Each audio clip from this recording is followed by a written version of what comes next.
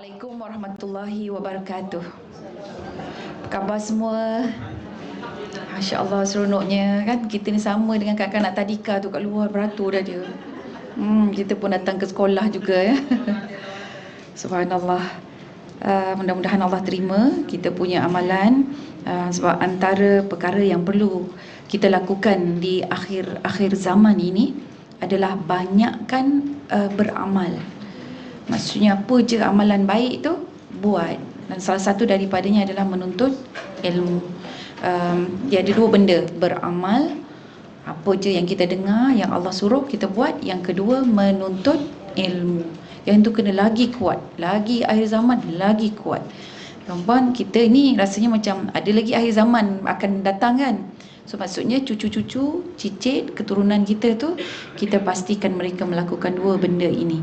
Terus melakukan amal baik, dan yang kedua adalah menuntut ilmu tanpa ada rasa putus asa ke, ataupun nak rasa berhenti, nak berehat ke, tidak ya. Tapi menuntut ilmu itu maksudnya ilmu agama. Dan hari ini bukan bermakna dia dah graduate, maksudnya dia tak perlu menuntut ilmu lagi ya. Jadi ilmu yang dimasukkan adalah ilmu yang mendekatkan diri kita kepada Allah. Baik, kita mulakan dengan Ummul Quran Al-Fatihah. Auzubillahi minasyaitonirrajim. Bismillahirrahmanirrahim. Alhamdulillahirabbil alamin arrahmanirrahim maliki yaumiddin. Iyyaka na'budu wa iyyaka nasta'in. Ihdinas siratal mustaqim, siratal ladzina an'amta 'alaihim ghairil maghdubi 'alaihim waladdallin. Bismillahirrahmanirrahim. Allahumma aftah alaina hikmataka wanshur alaina min khadhaini rahmatika ya arhamar rahimin. Rabbana zidna ilman nafi'a. Amin. Amin ya rabbal alamin. Baik, muka surat 185, betul tak? Betul ya. Iaitu kita masuk perkara-perkara yang boleh membatalkan puasa, khusus bagi kaum wanita. Jadi bagi kaum wanita, kita yang lepas tu kita cerita berkenaan tentang fidyah kan, bermesraan pada siang hari di bulan Ramadan. So kita dah jelas dah benda tu. So sekarang ini tajuk dia rawatan meruang faraj dan ujian pap smear ketika berpuasa. Dia ada dua benda tu. Satu, membersihkan faraj dengan cara memasukkan jari kita satu ruas atau dua ruas. Biasanya kalau dua ruas tu kan dua keratan ni. Kalau yang dah berkahwin biasanya dua ruas. Kalau yang belum berkahwin satu ruas je cukup. Itu antara tips bagi meruang faraj ni ya, dan dia merupakan salah satu daripada budaya nenek-nenek kita, orang-orang tua yang dahulu-dulu. Begitu juga dengan bidan-bidan ya, termasuk saya belajar juga meruang faraj ini daripada seorang staff nurse. Dia yang kalau tak pernah tahu pun. Yang ini basically tak silap saya daripada utara. Utara dia kuat juga untuk meruang faraj ni. Okey, jadi kita boleh tengok kolom yang pertama itu diceritakan tentang apa itu meruang faraj. Kolom pertama dengan kolom yang kedua. Jadi rawatan ini tujuan dia untuk apa? Mengelakkan bau busuk daripada faraj akibat kotoran darah haid atau darah nifas yang berbaki yang tertinggal dalam saluran faraj tersebut. Dan dia juga mencegah dari keputihan. So, maksudnya kat situ kita gosok sikit lah, bukan kita biarkan saja. Sebab wanita ini bila dah banyak discharge, dia tak jaga kebersihan di situ, kadang-kadang boleh menyebabkan pula pertumbuhan fungus kan, kulat-kulat yang boleh membahayakan kesihatan diri dia ataupun mungkin anak dalam kandungan ya. Jadi daripada fungus-fungus ataupun darah yang tersisa itu, dia boleh mengakibatkan beberapa jangkitan pula, macam cyst lah, fibroid lah, polip lah kan, atau na'udzubillah kanser pangkal rahim ya, dan sebagainya. Jadi meruang ini memastikan seseorang itu juga telah suci daripada darah haid ataupun nifas. Kan dia kata masukkan sikit kain putih ataupun kapas ya. Jadi itu juga salah satu daripada cara meruang. So ini meruang yang dimaksudkan dalam konteks ini, sebab ada pula yang berfahaman meruang tu sampai masukkan ke dalam yang dia kata korek lah, apalah itulah semua. Jadi yang itu dia agak lebih ekstrim kot. Kita tidaklah sampai ke situ. Okey. Jadi selain daripada jari, kita boleh gunakan putik kapas ataupun kain bersih. Ini kolom yang kedua tu, dia ada tunjukkan cara 1 inci ke 3 inci bagi wanita yang telah berkahwin. Kemudian ketika jari dimasukkan, tarik nafas sedalam-dalamnya sambil merenggangkan peha, kita lembutkan perut, tekan pada bahagian ari-ari, kemudian kita pusingkan jari celah-celah dinding tu sambil keluarkan lendir. Jadi tu cara dia tu, tengok dia punya itulah. Okey. So tidaklah sampai ke dalam apa semua Alright.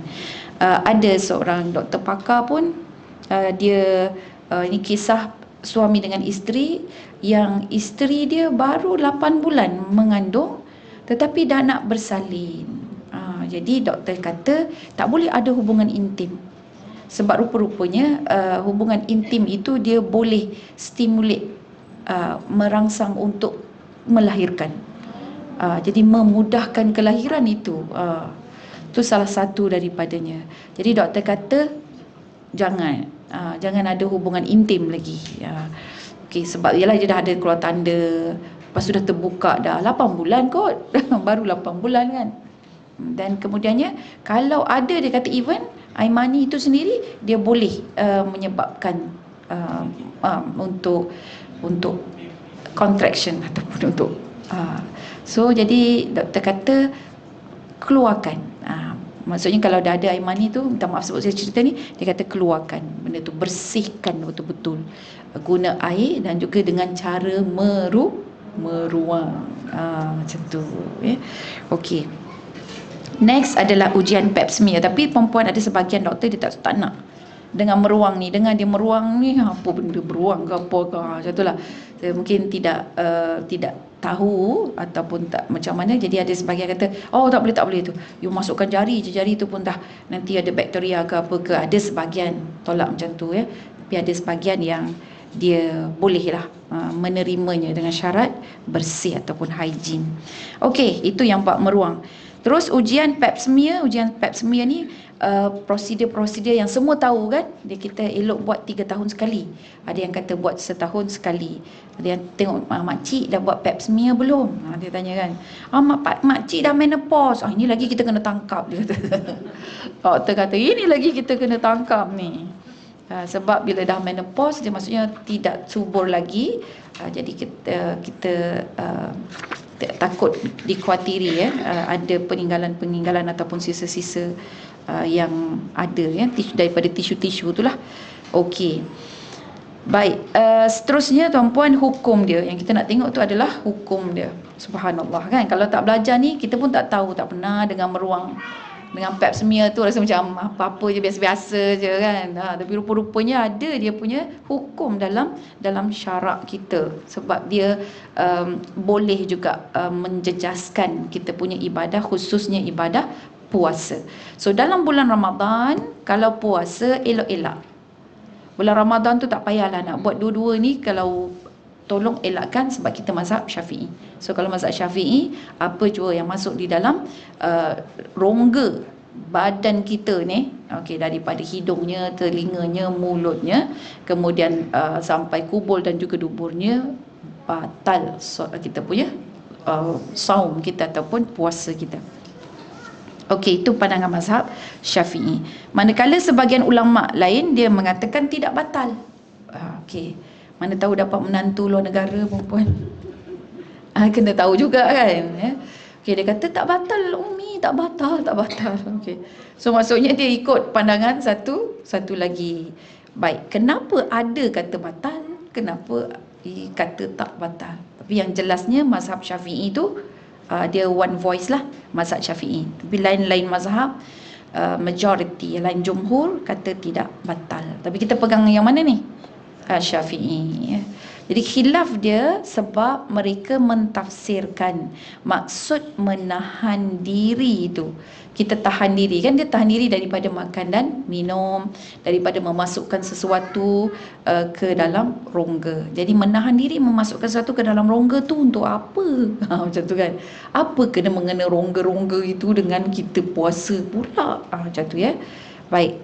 Jadi satu pandangan mengatakan bahawa menahan diri dari makan dan minum ketika berpuasa itu adalah ta'abbudi. Okey, muka surat 187. Ta'abbudi. Apa maksud ta'abbudi? Ta'abbudi ni dia datang daripada kalimah ibadah. Kita berpuasa, kita dengar kena tahan diri kita tu semua sebab menahan diri itu adalah ibadah. Jadi dia ambil maksud ibadah itu sendiri. So kita tahan diri daripada makan dan minum, menahan itu adalah ibadah. Tanpa kita tahu sebab dan hikmah dia. Tak tahu sebab dan hikmah dia pun tak apa, sebab itu ibadah. Begitu ya. Alright. Kemudian yang kedua, dilihat kepada hikmah sebaliknya. Kenapa kena tahan? Okey, kena tahan ini supaya tidak ada makanan masuk ke dalam tubuh badan. Tak boleh masuk daripada dalam rongga-rongga tu, tak nak masuk ke dalam tubuh badan daripada sumber makanan ataupun perkara-perkara yang boleh menyebabkan kita segar dan sihat. Begitu. Jadi itu satu taklil, satu ta'abbudi ya. Okay, kerana ada dua khilaf ini, maka timbullah dua hukum ya. Jadi dengan hukum, tapi kita tahu dah hukum ikut mazhab Syafi'i perlu dielakkan ya. Tengok pula pandangan majoriti. Pandangan majoriti ya. Okey, tapi kita tak ikut pandangan majoriti ya perempuan. Kita ikut mazhab Syafi'i. Baik. Dr. Muhammad Uqlah dalam As-Siyam dia jelaskan bahawa ni kita belajar saja. Belajar je mazhab lain ni. Sebahagian ulama menghukumkan perbuatan memasukkan sesuatu ke dalam kubur atau dubur sebagai tidak membatalkan puasa, kecuali jika alatan itu dibiarkan tinggal di dalam kemaluan. Jadi kalau ada tiup yang masuk, okey, terpaksa melalui rongga tersebut, jadi dia tinggallah kan tiup tu, batal puasa. Okey. Ini kerana faktor asal penyebab batal puasa ialah memasukkan sesuatu objek ke dalam perut. Okey. Hukum ini berlainan pula. Jadi kalau dia kata masukkan keluar tak batal, tapi kalau masuk tinggal batal. Okey, berbeza pula kalau lelaki ataupun perempuan memasukkan sesuatu walaupun tidak kekal dengan sebab merangsang nafsu. Bila dia sebab dia merangsang nafsu, batal walaupun sekejap. Begitu ya. Ini pandangan majority. Okey, sama juga dengan pandangan Dr. Yusuf Al-Qaradawi, Syekh Atiyah Saqar dan juga beberapa fatwa lain. Okey. Dan ada fatwa lagi melalui Majma' Fiqh Islami. Dalam tahun 1997, para fuqaha dia bersetuju bahawa semata-mata memasukkan sesuatu ke dalam rongga badan tidak membatalkan puasa. Jadi rongga badan memasukkan sesuatu saja tidak batal. Begitu juga dengan sebarang proses perubatan yang dilakukan tanpa perubatan tu, pap smear perubatan lah tu kan. Meruang tu pun perubatan lah kan. Okey, ini jumhur, tapi bukan, sekali lagi bukan mazhab Syafi'i ya. Okey, jadi tanpa tujuan dia untuk memberi kekuatan pada badan, yang boleh pula sampai ke bahagian perut. Yang itu kalau tak usik perut, tak usik kesegaran badan, tak usik makanan, vitamin ke apa ke, glukos pada badan, tak batal. Itu kata jumhur. Jadi kalau rawatan dia masukkan air atau glukos pada badan yang memberi tenaga baru, walaupun tidak melalui rongga-rongga yang sedia ada, maka hukumnya batal puasa. Okey. Jadi perempuan, kita nampak ni, kita dah tahu dah, ada dua pandangan. Betul tak? Perasan kan? Jadi kalau ada berlaku isu-isu ini, kemudian ulama-ulama tanah air kita membicarakan, biasa doktor-doktor ke kan, membicarakan benda-benda ini, so kita fahamlah, kita tahulah. Okey, ingat kita, untuk kita, tindakan kita adalah mazhab Syafi'i. So kita ikut pandangan tersebut. Jadi pegangan kita walaupun benda ini khilaf, pegangan kita sudah tentu kita ambil pandangan mazhab Syafi'i, ya. Tetapi secara peribadi tuan-tuan dan puan-puan, seandainya memang tak boleh nak dielakkan, memang emergency ni, emergency, bulan Ramadan lah pula tu, kena lakukan pap smear. Contohlah kita darah dah keluar ni banyak ni, kita nak puasa, darah lebih daripada 15 hari. Yang menopause pun selalu macam tu, sampai boleh dipanggil tumpah darah. Kan, jadi waktu tu doktor kata, okay, saya kena ambil pap smear. Jadi kita ni darah dah banyak keluar tapi nak puasa juga kan, macam mana ni kita, lepas tu nak sembahyang lagi. So jadi bila emergency, maka kita ambil pandangan majority ni. Faham ya? Dah jadi mufti sendirilah pula. So kita tahulah kan tentang hukum-hukum bila kita nak ambil. Well, kalau kita tengok ada satu panduan ya, daripada website Mufti Wilayah Persekutuan. Dia senang aja ringkasan jawapan dia. Dia kata hukum penggunaan spekulum di siang Ramadan adalah membatalkan puasa. Kami menasihatkan supaya orang ramai jika ingin melakukan rawatan pada bulan Ramadan yang menggunakan alat seperti spekulum atau pegawai perubatan perlu masukkan jari ke dalam vagina untuk contohnya menjalankan pemeriksaan, supaya lakukan itu pada waktu malam. Jadi nak buat pap smear ke apa ke, jangan waktu siang, buat waktu malam, ya. Okey. Namun jika terdapat halangan untuk melakukannya pada waktu malam, maka boleh untuk melakukannya pada waktu siang dan wajib qada semula puasanya pada hari tersebut, ya. Okey. Jadi itu jawapan dia, ya. Okey. Baik. So jelas tu? Selesai sudah. Jelas ya kesimpulan dia? Kita kalau pada kita membatalkan puasa mazhab Syafi'i. Jumhur kata tak. Sebab kadang-kadang kita rely on doktor juga, betul tak? Kita rasa macam doktor tu fahamlah hukum, doktor kot kita katakan. Tapi tidak, tak semua, ya. Kalau keluar negara contohnya, mungkin doktor kata tak batal. Jadi tak batal kita pun sama juga ikut tak batal. Ada beberapa kes yang lepas tu, dia kata ini haid ini haid, dia kata kan, yo ni je memang keluar darah haid lah, padahal orang tu dah 15 hari dah keluar haid.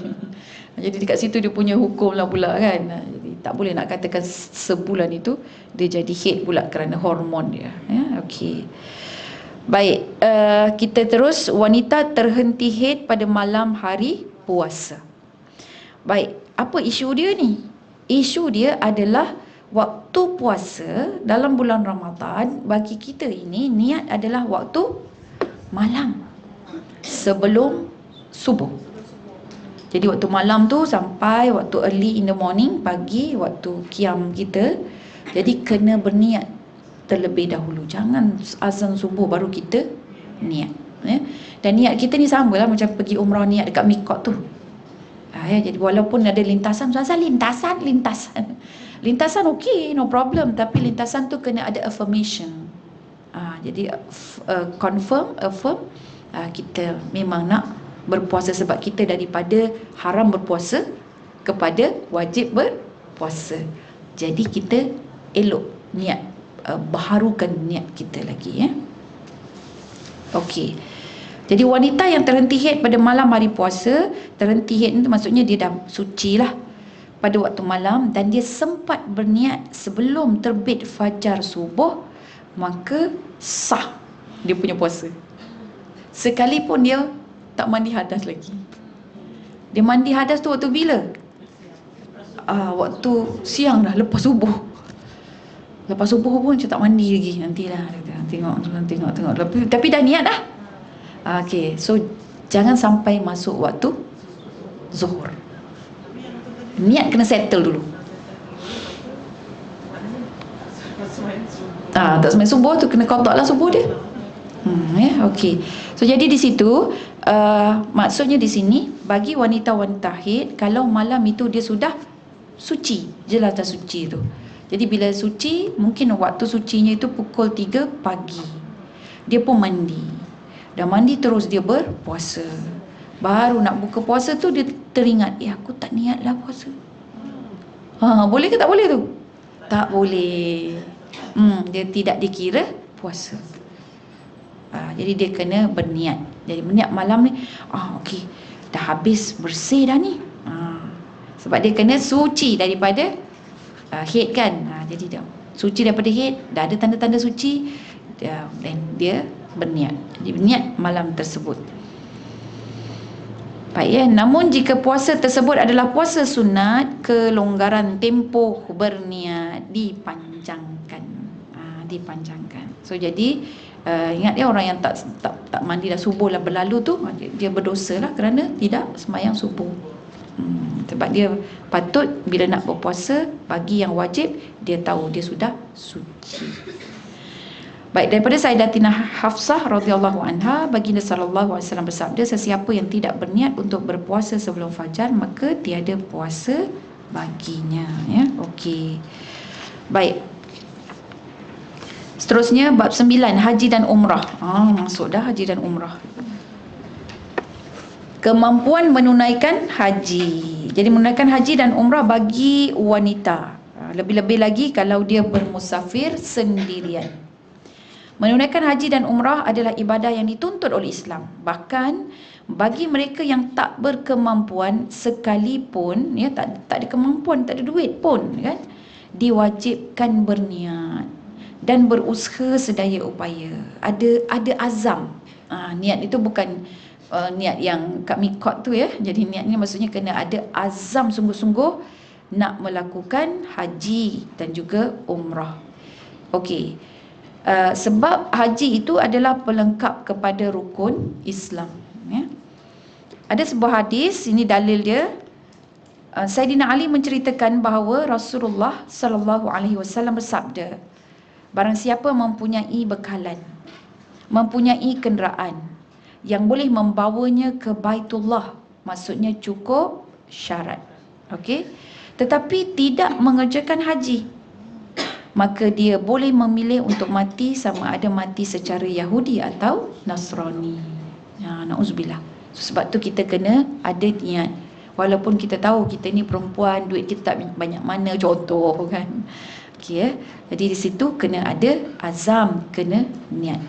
Dan kemudian surah Ali Imran ayat 97, firman Allah Ta'ala, dan kerjakanlah haji, dan mengerjakan haji itu wajib ke atas manusia kerana Allah bagi mereka yang berkemampuan mengadakan perjalanan ke Baitullah. Okey. Jadi dalam mengerjakan ibadah haji dan umrah, syarat-syarat utama adalah dia tu mesti mukallaf. Kemudian Islam, baligh, berakal, berkemampuan. Jadi ini keutamaan bagi mereka. Jadi kalau ada antara mereka, kita nak pilih salah seorang nak bawa. Nak bawa dia ke, bawa mak kita ke yang tak pernah pergi umrah lagi, atau nak bawa anak kita. Anak kita belum balik lagi.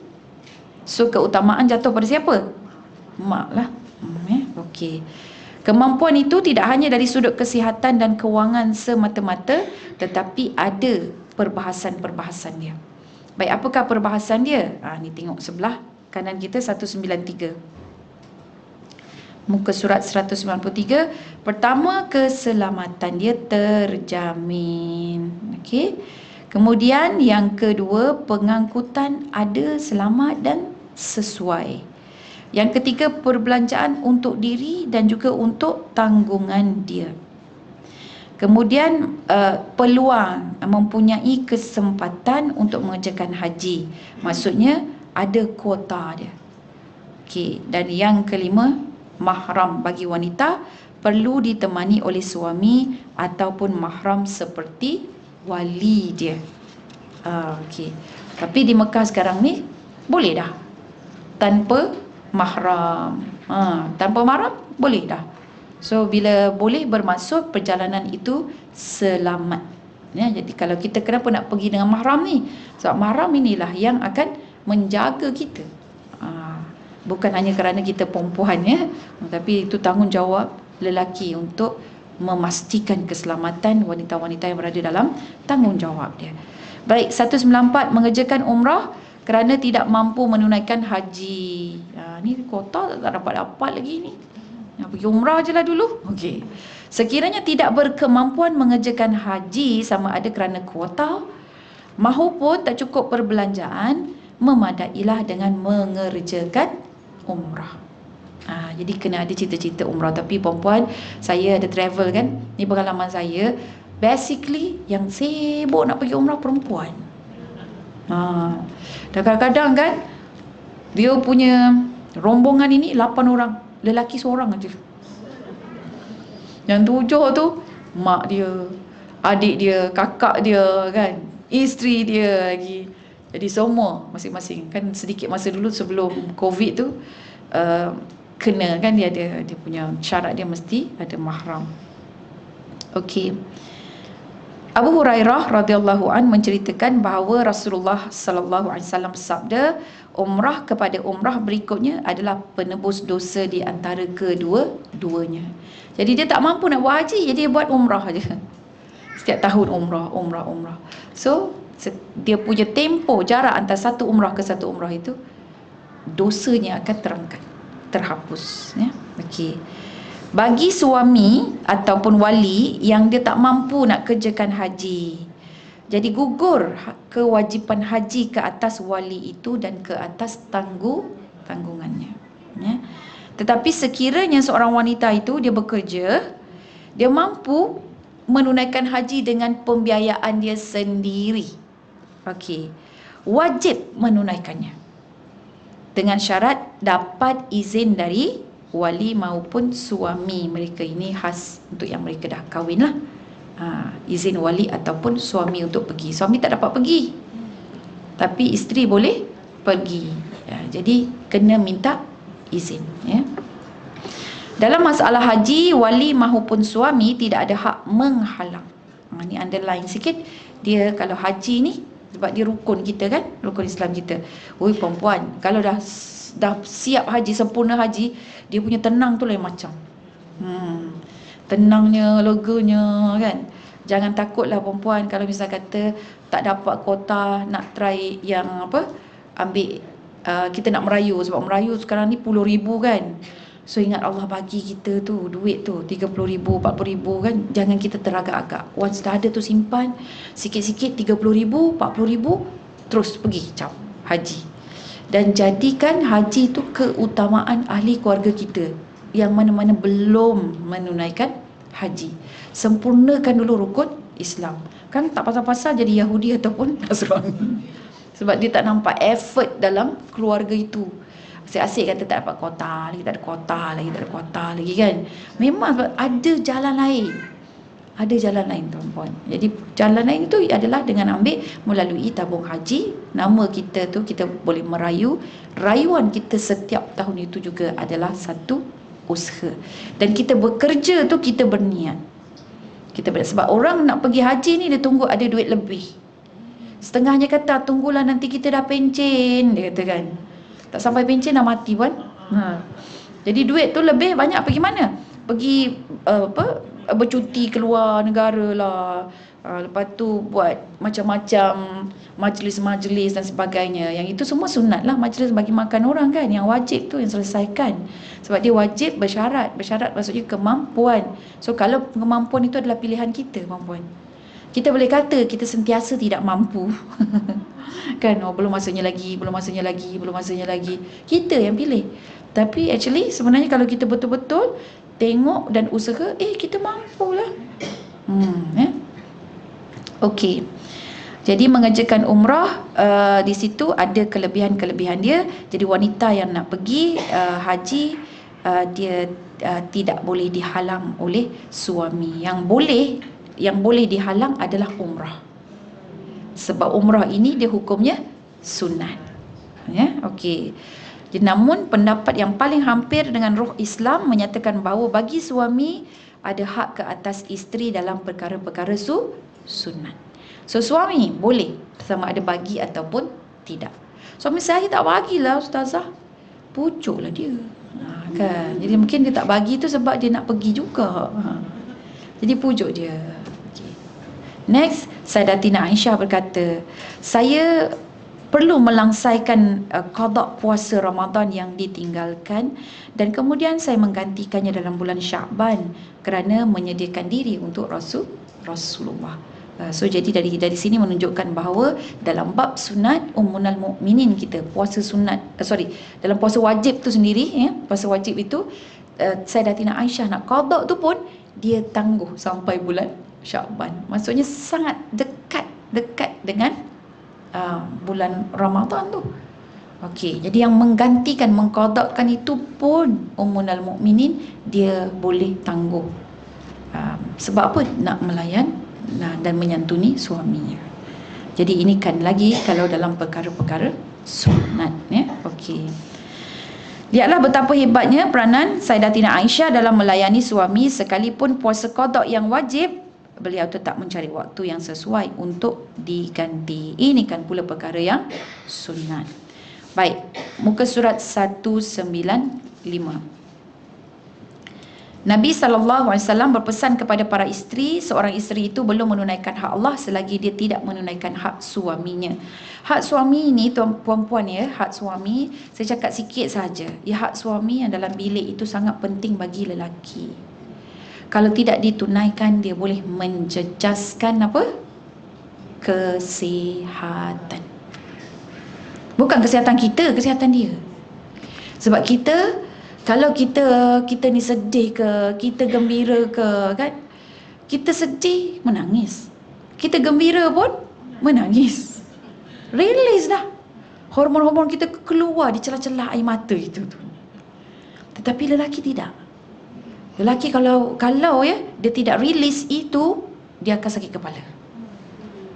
Dan boleh sampai dia menahan perasaan sakit jantung. Kena apa orang kata tu, angin ke apa ke kan, yang tertentu. Jadi sebab ini fitrah Allah yang cipta kita berbeza kan, walaupun kita sama jenis manusia, tapi Allah dah sebut dah, inna khalaqnakum min dzakarin wa unsa. Allah sebut lelaki perempuan berbeza.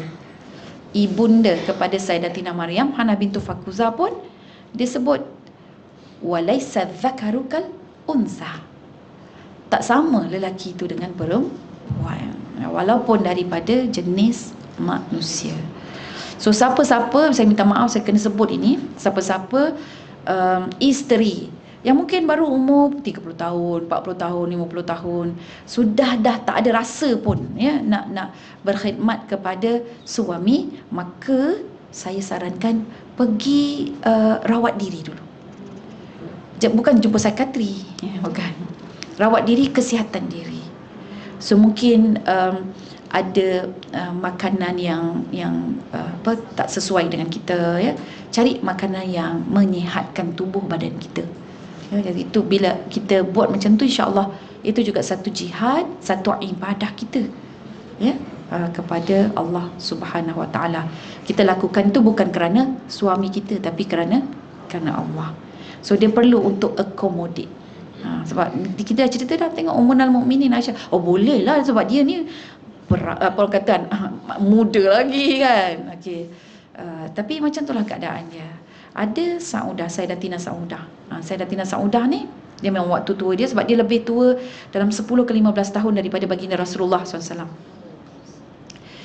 Dia pun memang dah tak ada dah perasaan itu, tapi dia buat apa? Dia infakkan malam dia tu kepada Sayyidatina Aisyah radhiyallahu anha. Okey. Jadi situ antara orang kata ikhtiar kita lah. Boleh faham ke tu? Faham Baik. Seterusnya, dalam keadaan ketidakmampuan ni, kembali kepada umrah dan haji tu tadi, suami dari segi kewangan dia tak mampu. Dan fenomena isteri menunaikan umrah, lepas tu kata, abang tak ada, tak payahlah pergi. Saya bawa lah mak saya. Kata gitu lah. Suami tak pernah lagi pergi umrah. Jadi antara pilihan kita, ibu dengan suami, mana satu agaknya? pandainya. Okay, saya baliklah. Kita dah habis belajar dah, pandai dah semua ni.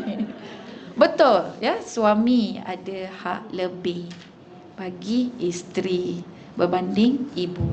Kecuali kalau kita bincang dengan suami kita. Bang, mak tak pernah lagi pergi, mak. Kesian dia. Saya rasa saya je boleh bawa, tapi kita punya bekalan ni kan boleh cover satu orang aja. Saya memang bercita-cita nak bawa abang, tapi inilah gaji yang saya simpan sikit.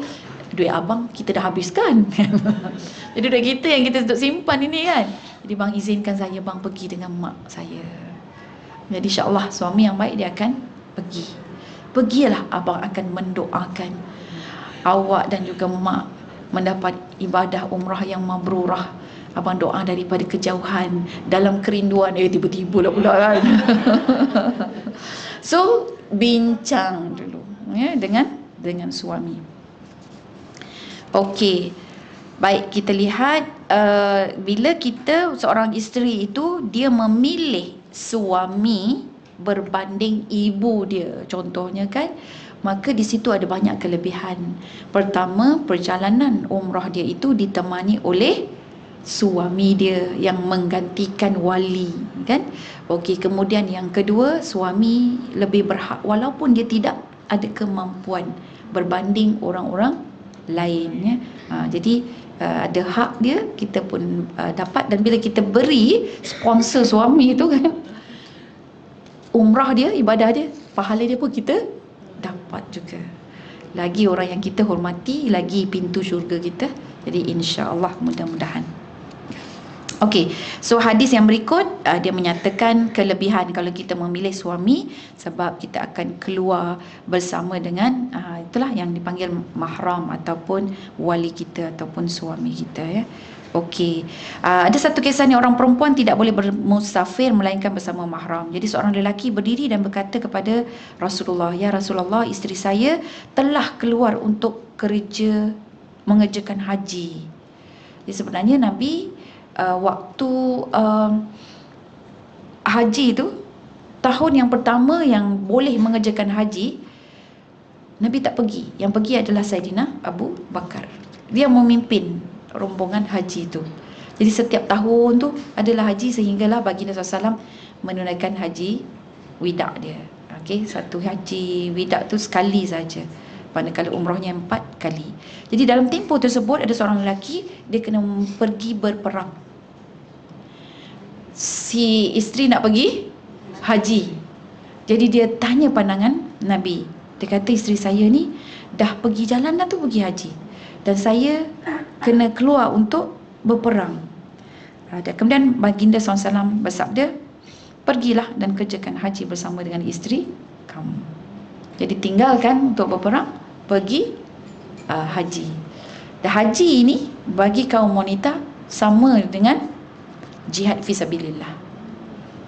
Sebab dari sudut, of course lah, kita ini kan wanita, azam je kuat, tenaga kadang-kadang lembik juga kan. Semangat tu tinggi kan, tapi sudut keselamatan of course. Sebab kalau dulu-dulu banyak lanun-lanun tengah jalan dan sebagainya kan, untuk perkiraan nak jual beli lagi dan sebagainya, maka Islam sangat memberi tumpuan untuk menjaga dan melindungi kaum wanita. Okey, muka surat 196. Secara umumnya Jawatankuasa Fatwa Negeri Johor, kita tengok Fatwa Negeri Johor pula, sebab dia ada wartakan ya satu makluman yang cukup penting atau hukum hakam yang tidak diwartakan ya. Tidak diwartakan pada 11 Jun 2001 berkaitan hukum seorang wanita bermusafir tanpa suami atau mahram.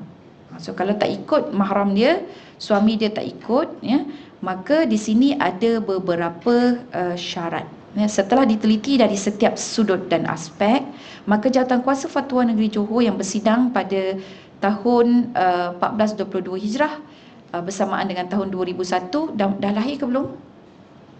Kita dah lahir dah.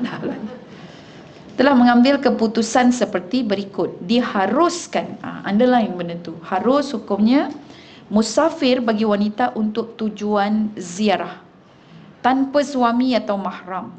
Jadi ziarah ni termasuk umrah, dengan syarat-syarat yang ketat dan disiplin-disiplin yang tertentu. Okey, dekat sini ada 13 syarat. Nombor 1, perjalanannya aman, keselamatannya terjamin. Yang kedua, suami atau mahram suami atau mahram tiada atau kedua-duanya uzur atau tidak dapat bersama disebabkan oleh sebab yang diharuskan syarak. Suami bekerja tak dapat cuti. Itu harus pada syarak. Suami dah meninggal dunia. Okey. Sekarang ni memang ada ramai rombongan Cik Kiah kan. Dia dah kata pencen. Lepas tu suami dah meninggal dunia. Jadi alhamdulillah dia boleh jalan kelompok dia, kawan-kawan dengan dia kan. Ada 7-8 orang pergi. Panggil bukanlah healing sampai hilang tak. Dia pergi berziarah kan. Jadi subhanallah. Best, senang kan. Kalau lelaki kita susah pula nak cari kan dia orang. Lelaki dia semuanya macam duda-duda gitu kan. Tak nampak. Tapi kalau ibu-ibu ni ramai. Mungkin lelaki dia ramai memancing ke, ramai naik motor ke kan. Dia lain pula. Kalau ada suami, yang ketiga tu mendapat keizinan suami atau mahram. Yang keempat, bersama dalam kenderaan yang menghimpunkan ramai penumpang seperti kapal terbang. Jadi maksudnya dia berada dengan kelompok yang besar.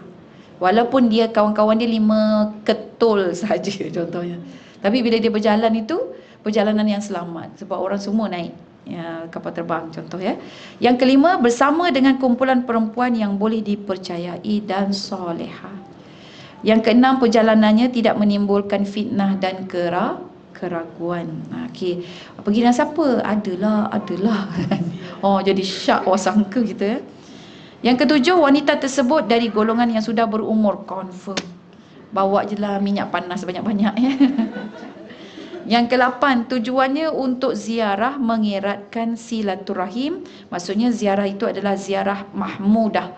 Perjalanan musafir dia adalah musafir yang terpuji ya. Okey, atau ziarah orang sakit atau memenuhi jemputan. Yang ke-9, perjalanannya mempunyai matlamat tertentu yang diharuskan oleh syarak. Bukan semata-mata melancong, berkelah atau dalam bentuk suka-suka sahaja. So yang ini tuan-puan, letaklah niat healing kan. Jadi healing tu terangkatlah nak melancong suka-suka kan. Jadi healing tu bagi kita ketenangan kan. Sebab maklum baru dah 4 bulan 10 hari contohnya. Jadi kita pun nak keluar. Jadi ambil niatkan macam Nabi dalam keadaan sukar pun Allah Subhanahu Wa Taala bawa dia mengembara dalam Isra dan Mi'raj. Jadi kata, ya Allah, terimalah pelanconganku ini ataupun perjalananku ini sebagai ibadah. Jadi kita tambah niat itu. Yang ke-10, mempunyai perbelanjaan yang cukup. Okey, pergi dan balik. Baik. Kemudian kesihatan dia baik, tidak mengidap penyakit kronik yang boleh membebankan diri dia dan orang lain. Kemudian memakai perhiasan yang sederhana. Janganlah pakai rantai sampai jalan bongkok gitu kan. Bahaya tuan-puan ya. Okey. Yang ke-13, wanita yang hendak pergi itu mestilah dari golongan orang yang mempunyai maruah dia ya, maruah yang baik. Yang ke-14, bukan dalam iddah kematian suami. Ustazah, saya dah tempas daripada tahun lepas Ustazah. So kalau tahun lepas dia kena burn lah. Burn. Kalau kita dalam iddah kematian. Kalau iddah cerai, tak apa, boleh.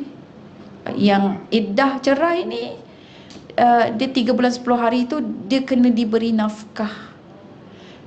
Kalau keluar pun masih lagi kena minta izin suami. Sebab suami tu macam suami macam tak, macam suami macam tak. Waktu dalam iddah tu lah. Tapi dia still lagi confirm kena bayar nafkah kita. In fact perjalanan kita ini, kalau itu boleh kita tuntut sebab, tapi dia bukan nafkah dia, bukan under nafkah. Tapi kalau kita boleh tuntut, dia pun boleh sponsor. Ya, okey. Yang ke-15, undang-undang membenarkannya. Jadi tidaklah ada sesuatu yang membahayakan ya pada perjalanan dia. Okey. Masuk 198.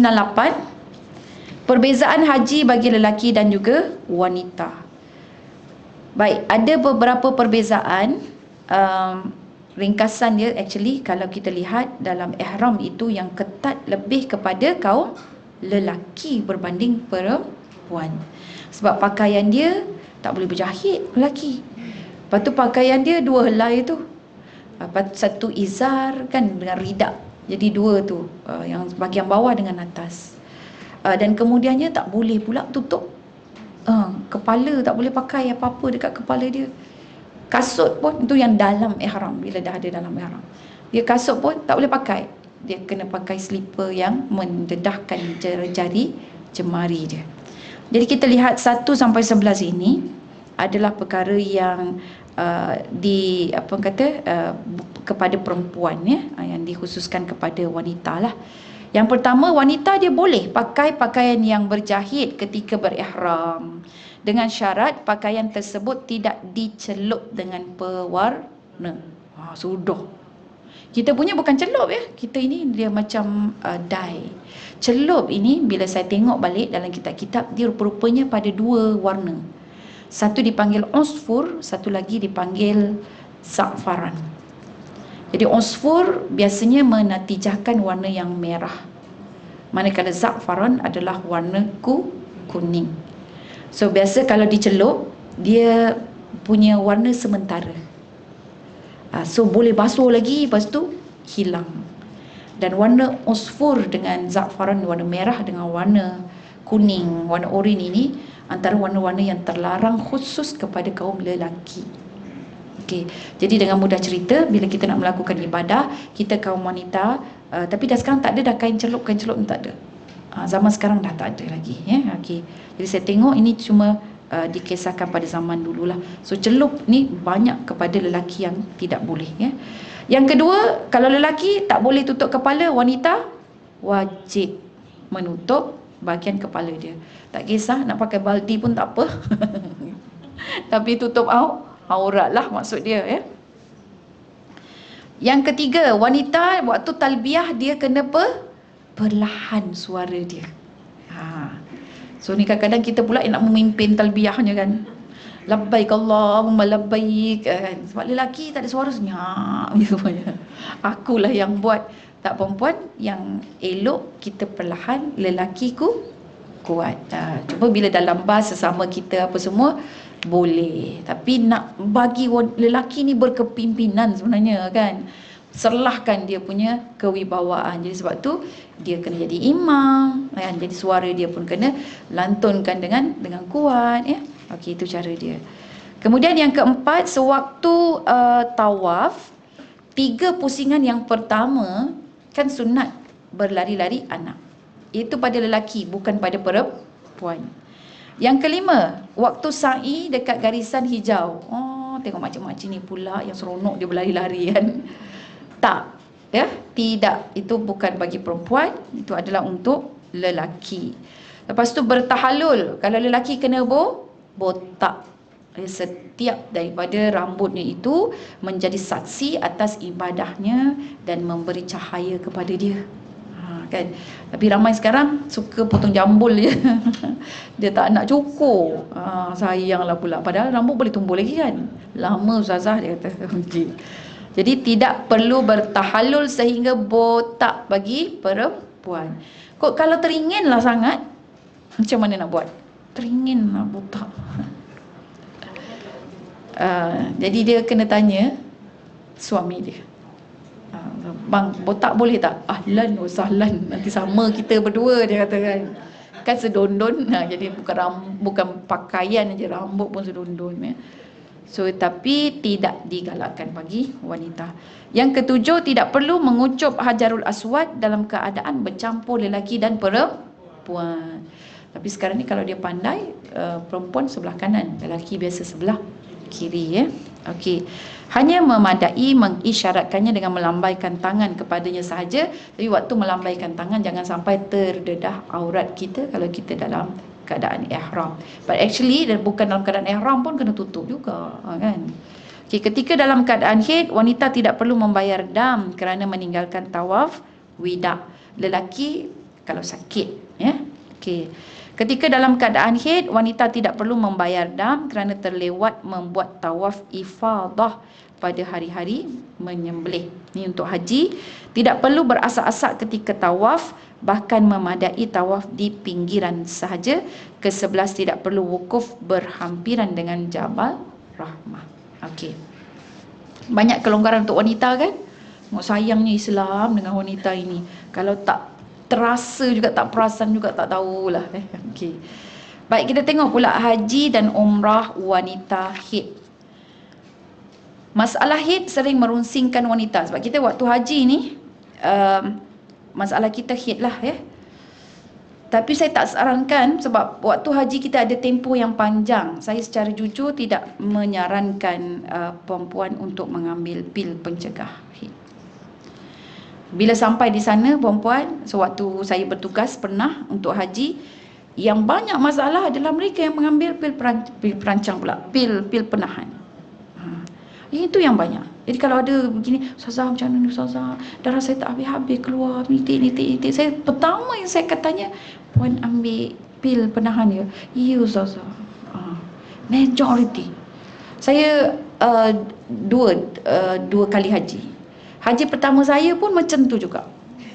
So ini isteri prof, isteri doktor kan, isteri doktor akademik, bukan medical doctor. Jadi dia kata, macam mana ni, saya dah nak tawaf ifadah, dah keluar dah kan dia punya darah. Lepas tu saya dah ambil pil, dia yang terus terang bagi tahu kan, saya dah ambil pil dah ni, dia kata, tapi keluar juga. Kenapa? Saya masa tu macam kawan-kawan masih muda lagi lah, 30 tahun kan. So saya kata, ambil pil. Saya tak ambil pil. Dia tahu dia ambil pil. Saya tahu boleh ambil, tapi saya tak ambil. Jadi nampak yang tak ambil ini semua rasa macam tak ada masalah. Sebab haji tempoh dia panjang. And in fact kalau kita bersama dengan tabung haji ni, dia akan banyak memudahkan urusan kita. Seandainya dalam tempoh itu, tempoh kita nak selesaikan tawaf ifadah kita nak balik dah. Kita sebenarnya yang problem dia sebab nak balik je.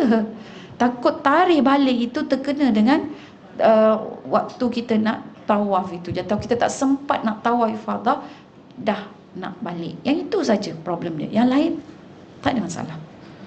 Kan? Jadi yang kita tengok kita punya tarikh itu, kalaulah terkena dengan tarikh kita pulang ke Malaysia, kita bagi tahu dia orang boleh usahakan untuk swab. Bukanlah delay kapal terbang kerana kita ya, tapi boleh swab. Atau ada je cara mereka ni untuk membantu kita. Tabung haji antara pengurusan yang terbaik ya, di tanah suci sana. Ada lagi yang terbaik Jepun lah setakat ni, walaupun kita tengoklah Jepun sikit je. Tapi Malaysia so far, walaupun kita rasa kita merungut dalam rungutan kita tu, masih jauh lebih baik. Okey. Baik, seterusnya pertama adalah dengan cara semula jadi. Yang kedua, sekiranya tidak mampu memahami dengan baik masalah haji dan umrah wanita haid, maka eloklah mengambil pil pencegah haid. Tapi saya tak sarankan tuan-puan sebab dia lagi jadi bela nanti. Dah lah tak faham. Orang yang nak ambil ni kan betul-betul faham. Dan kalau dah tak faham ambil pil pencegah, ingat boleh bercegah. Tak. Kita merancang, Allah juga merancang. So yang paling mudah adalah pergi secara semula jadi. Secara semula jadi kita rekod kita pun jelas. Kalau kita nak explain pada ustazah-ustazah ataupun musyrifah kita di sana, pembimbing kita, jadi dia nampak je kita pun jelas. Nanti kalau tak asyik cakap apa, tapi dia asyik ada tapi, sepatutnya macam tu dia punya jawapan dia. Sepatutnya dah jadi was-was. Okey. Bagi wanita yang sedang haid, mereka boleh melakukan semua perkara haji maupun umrah, kecuali tawaf saja tidak dibenarkan. Jadi bila tawaf ifadah tidak dibenarkan, maka sa'i dia juga tidak, dia tak buatlah. Sebab untuk umrah, untuk haji kita, tawaf kita akan disusuli dengan sa'i. Tapi kena buat tawaf dulu, baru sa'i. Jadi tawaf itu dia boleh buat sunat tanpa sa'i pula. Jadi dia namakan tawaf sunat. Tapi kalau nak lengkapkan kita punya ibadah umrah, nama dia, kena ada sa'i selepas tawaf. Nak lengkapkan ibadah haji kita, dia mesti ada sa'i selepas tawaf. Tapi kalau nak stand alone, boleh. Tawaf sunat, boleh. Tapi tawaf itu tidak dipanggil umrah, tawaf itu tidak dipanggil haji. Dia adalah tawaf sahaja. Tak perlu sa'i. Ya, okey. Baik. Jadi ini satu kisah di mana Sayyidatina Aisyah dia cerita, kami keluar mengerjakan haji bersama dengan Rasulullah. Tak ada apa-apa pun yang difikirkan, sebab maklumlah waktu itu di Mekah dia tidak semua Muslim lagi. Jadi tidak ada yang dalam fikiran kami melainkan haji semata-mata. Tapi berlaku sesuatu kepada Ummul Mukminin, dia head semasa tiba di satu tempat yang bernama Sarif. Jadi kemudian dia tak keluar-keluar. Rupanya Ummul Mukminin menangis. Kemudian Nabi SAW pun masuk ke kemah itu, dia berjumpa dengan Sayyidatina Aisyah. Dia kata, kamu menangis ni sebab apa? Dia jawab, dia kata, saya tak boleh, sebab haid ni saya tak boleh nak lengkapkan haji dengan umrah saya. Maka baginda pun menjawab, sesungguhnya ia adalah sesuatu yang telah ditentukan oleh Allah untuk anak-anak perempuan Adam. Oleh itu kerjakan setiap apa yang dikerjakan oleh orang lain. Yang sewaktu haji, maksudnya waktu wukuf, waktu melontar. Sebelum tu mabit dekat Muzdalifah, semua buat, hanya tawaf dengan sa'i je.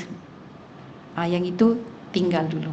Tapi dia sebut tawaf sebab tawaf ini wajib dalam keadaan suci. Sekarang ni lagi best tuan-puan, sebab ada bukan saja tiket boleh, flight boleh delay, kita ada ikut fatratun naqa. Fatrah naqa ini kita guna pakai mazhab lain selain daripada mazhab Syafi'i.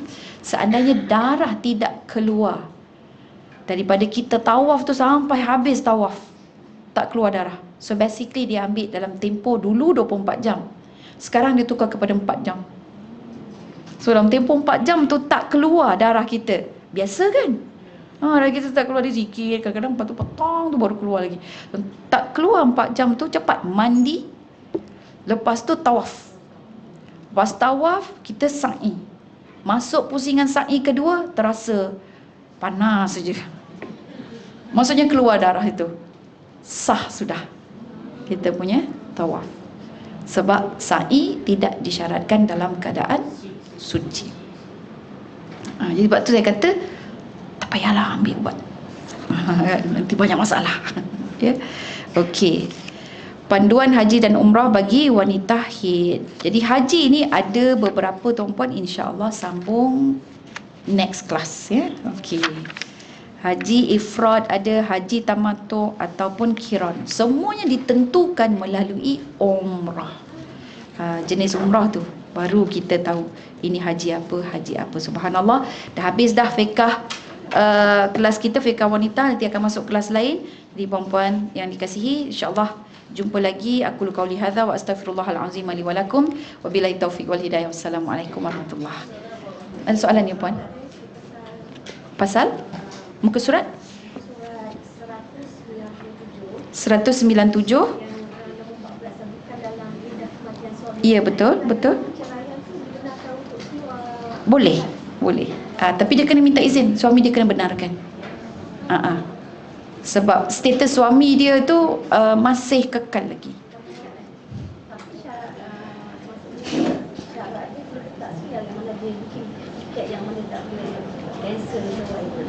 Betul. Jadi kalau contohnya dia dah setahun tu yang saya kata, dia dah beli dah. Tapi actually kalau dia nak beli sebab tu dia dalam iddah tu pun boleh. Dia yang kita kena bezakan iddah kematian dengan iddah cerai. Iddah cerai kita dia cuma perlukan izin suami je. Perlukan izin suami untuk keluar, untuk pergi mana-mana. Masih perlu lagi. Berhias apa semua boleh. Sebab dia tidak ada tanggungan ihdad. Ihdad itu terhad. Yang kata kena mana ni boleh bercantik-cantik, apa masalah dia? Yang itu yang meninggal. Yang meninggal saja dia kena ada berkabung. Jadi kalau yang bercerai tak ada, dia tidak terikat pun dengan apa-apa, malah digalakkan untuk dia berhias. Ya, tujuan dia berhias itu adalah supaya tidak jadi bercerai. Gitu. Boleh. Boleh, tapi dia dia dah jadi haram lah. Tak, kalau dia bersama, jadi rujuk. Dalam tempoh itu. Dan wanita itu tak perlu keluar daripada rumah suami dia. Dia tinggal, cuma kena jagalah aurat. Dia sebut saja, aku ceraikan kau, talak satu contohnya gitu kan, perempuan. So terus ambil telkung ke, tuala ke, apa tutup. Simbol. Kat situ kita ada dah gap dia. Dia dah tak boleh tengok aurat kita walaupun dia tahu tai lalat kita kat mana. Kan? Okey. Betul, masih lagi kena bayar nafkah untuk 3 bulan. 3 bulan itu 3 kali suci. Yes, 3 kali bersuci. Boleh. Kena jaga aurat. Dan tempoh 3 bulan tu je. Selepas itu kena pisah.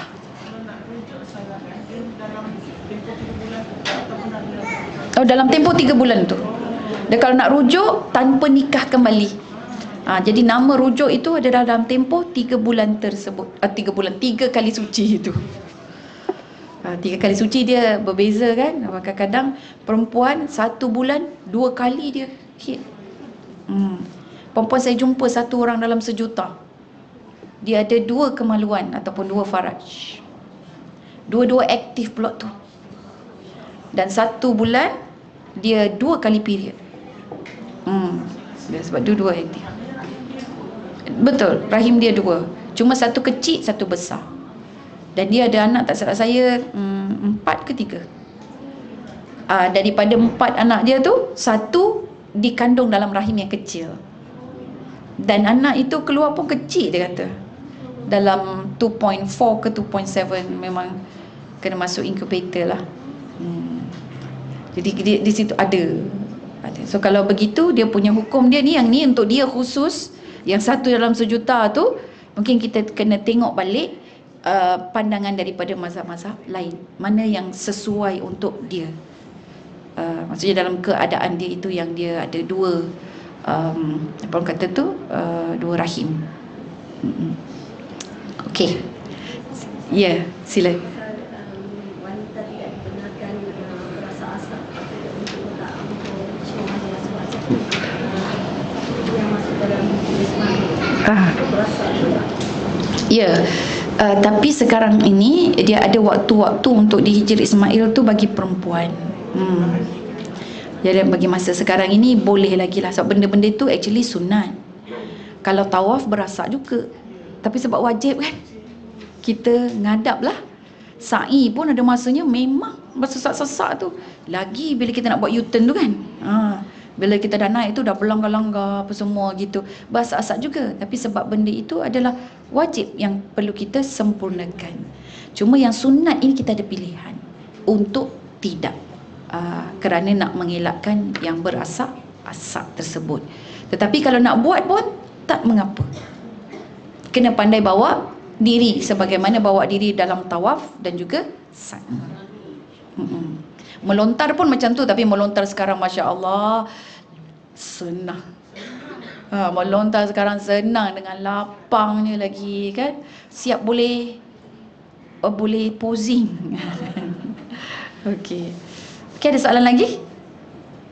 Dalam kiraan 5, 4, 3, 2, 1. Alhamdulillah, insya-Allah. Suratul As dan tasbih kafarah ya bagi kelas saya. Subhanakallahumma wa bihamdika asyhadu an la ilaha illa anta astaghfiruka wa atubu ilaik.